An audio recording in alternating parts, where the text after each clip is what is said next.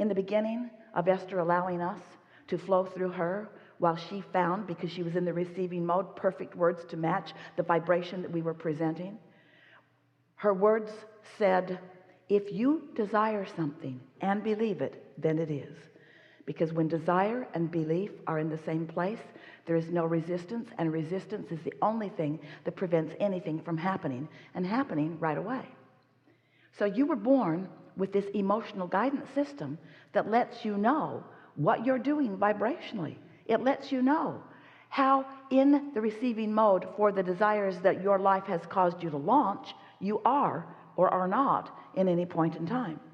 The better you feel, the more in alignment you are. The worse you feel, the more out of alignment you are. And there is a momentum about every thought that you think. Your thoughts matter a lot.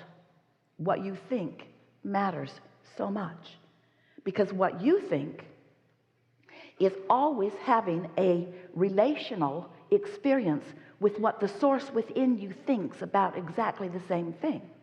So when you think, I'm not a good person, you feel strong negative emotion because your inner being will never agree with that. If you think this is going to be very difficult, you'll feel concern, maybe even depression, certainly discouragement, because your thought that this is going to be difficult does not jive at all with your inner being's knowledge of the power of the universe and this ease and flow of you directing your thoughts simply. But you've forgotten how to offer pure thoughts. You've been trained into such objectiveness. You weigh the pros and the cons and the pluses and the minuses. Let me stack this all up in order to make a decision. And we say, you kill every desire with your thoughts that make you feel doubt. I want this, but, oh, it'd be really nice to have that, but I wasn't born to the right people, or I wasn't born at the right time, or I wasn't born, it is not going to happen to me. And so you offer contradictory thoughts, and because you think they're reasonable, you don't even know that you're doing it. But when you start living life vibrationally, when you start living life emotionally, when you accept the emotions that you feel as your guidance system, then you come to understand that everything that you are thinking has a vibrational offering, and every vibrational offering has a relationship with what source within you knows about the same thing. So the better you feel, the less gap you have, which means the less resistance you have, which means the more power you are allowing to flow, which means the more attraction power that you have, which means the more cooperative components are coming to you, which means you are not in that moment of joy or clarity or fun or laughter or eagerness or passion. You are not offering a resistant vibration, and you don't have to keep that up very long in terms of your time before those thoughts have turned to things. And that's the part that we want to remind you. That's the part that so often you've forgotten. When you are thinking thoughts from the receptive mode, those thoughts are turning not only quickly, but to wonderful things. When you're thinking thoughts from your not receptive mode, from your guarded mode, from your protective mode, from your defensive mode, those thoughts also, because law of attraction responds to everything, are turning to things, but the things that they turn to you don't like so much. And then if you're like most humans, you spend all your time arguing about those things that you and others have created, not from your receptive mode. Politics is based on that. Almost all religion is based upon that.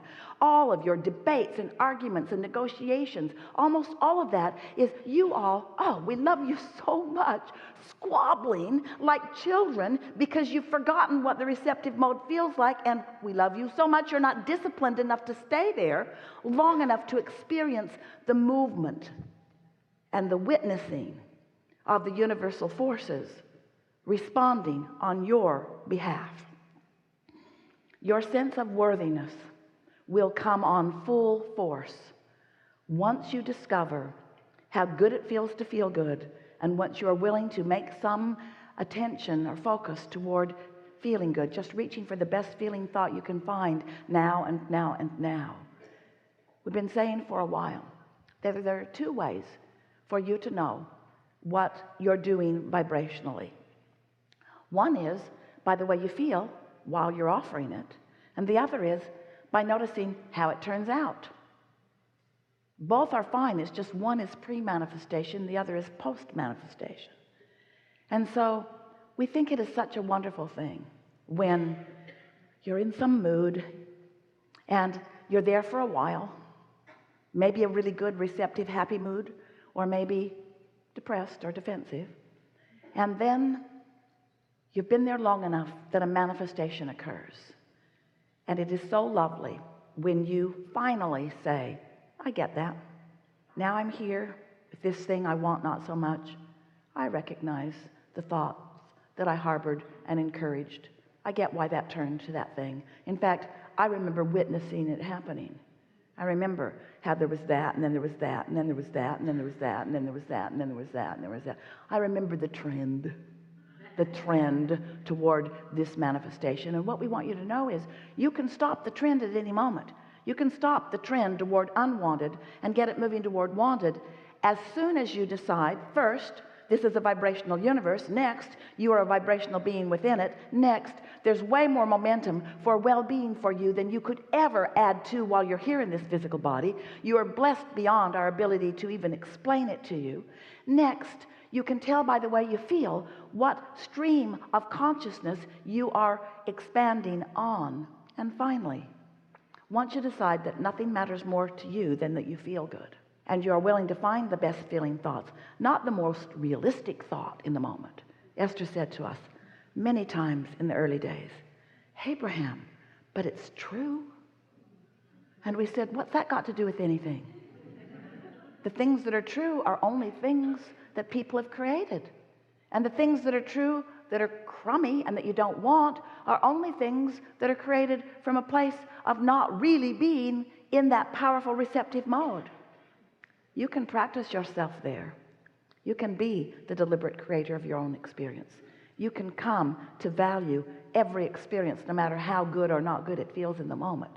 You can discover the passion that Source feels about you.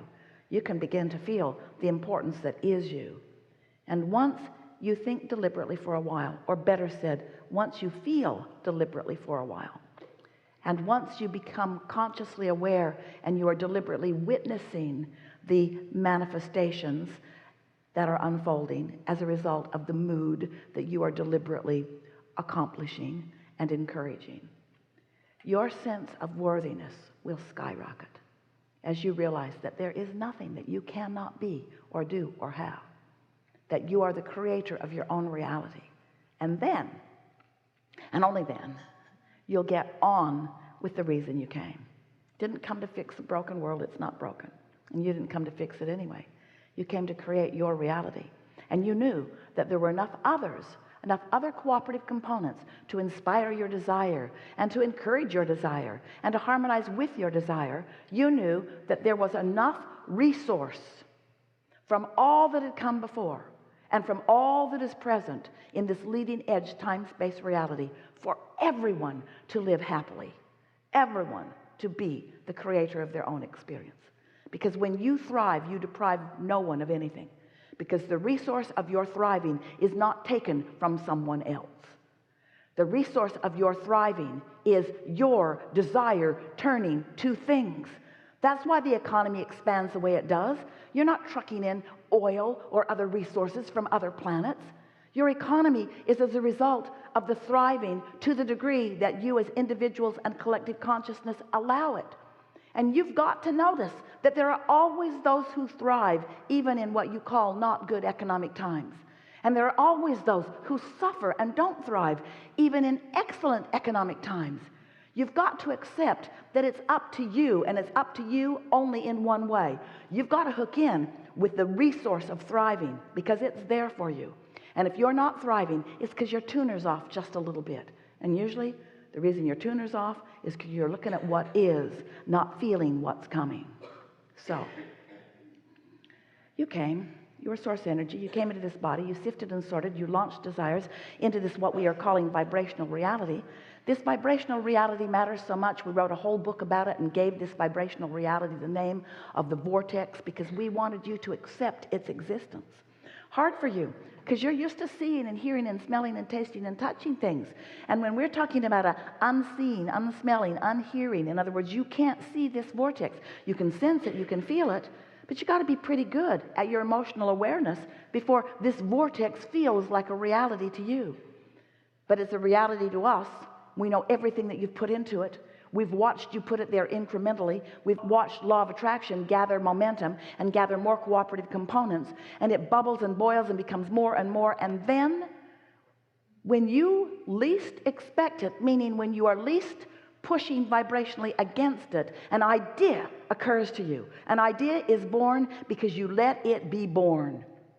And you feel like, oh, this is new. We say, no, it's old, old, old. It's been becoming. You just received it. And here's the thing that we so want you to hear about that new desire that you just received. It has so much momentum already going.